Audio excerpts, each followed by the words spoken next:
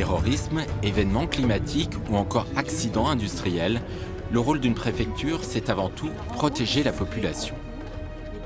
Ici, on a à Fontaine-les-Dijon. Exceptionnellement, nous sommes autorisés à filmer le centre opérationnel départemental. Situé dans les sous-sols, cette cellule de crise est activée sur ordre du préfet. Ils arrivent sur Dijon par la 104A.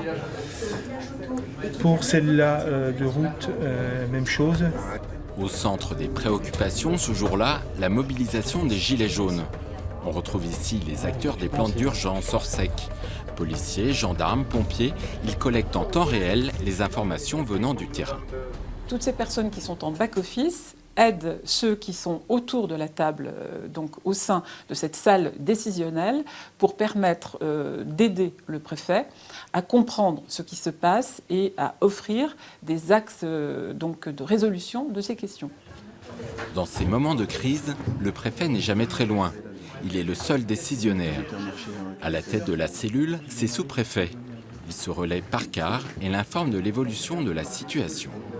Le préfet, il est sollicité quand il faut prendre une décision particulièrement structurante et je dirais c'est important que le préfet garde la tête froide et donc ait une certaine distance par rapport à la situation qui évolue de minute en minute.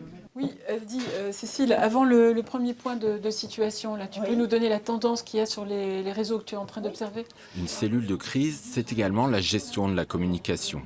Et pour l'État, les réseaux sociaux sont devenus un relais incontournable. C'est vraiment là qu'on a toute l'information, une information qui ensuite est validée. Et moi, mon rôle, c'est derrière de donner une information la plus claire, la plus vérifiée, la plus pratique possible aux usagers. Loin de tout ce tumulte, la préfecture est aussi un lieu de formation. Louis de Crevoisier, 25 ans, est élève à l'ENA, l'École nationale d'administration.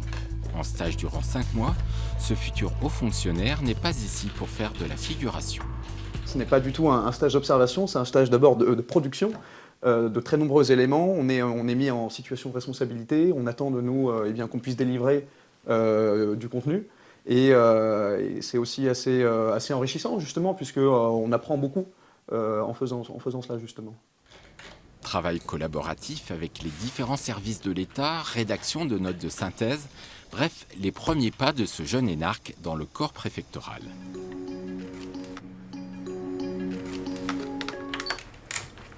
Préfecture de la Côte d'Or, bonjour.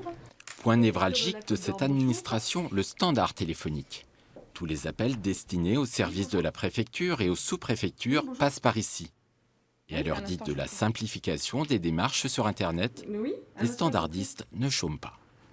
Il y a des usagers qui ne savent pas se servir d'Internet. Donc ils nous appellent en espérant qu'on puisse les aider par téléphone, mais nous, malheureusement, on ne peut pas. Donc soit on les oriente auprès d'un point numérique, ou on leur propose de se faire aider par leur entourage pour qu'ils puissent faire leur démarche. Aussi, il y a des usagers qui appellent pour demander des choses. Voilà, ils pensent qu'on est le 118-218, si vous voulez. Donc, il y en a qui appellent pour avoir le numéro de leur coiffeur, par exemple.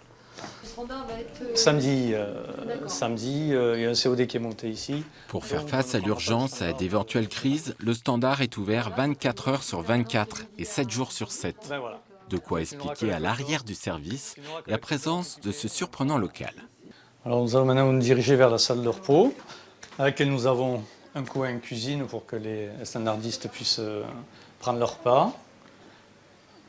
Et également un coin proprement repos, c'est-à-dire un lit pour les vacations de nuit. Et bien sûr, le nécessaire en matière de sanitaire, de telle façon qu'elles puissent être autonomes. Au total, 8 personnes se relaient ici jour et nuit. Et qui sait, la prochaine fois que vous appellerez la préfecture, vous tomberez peut-être sur Anita ou Naïma. Bonne journée à vous, au revoir.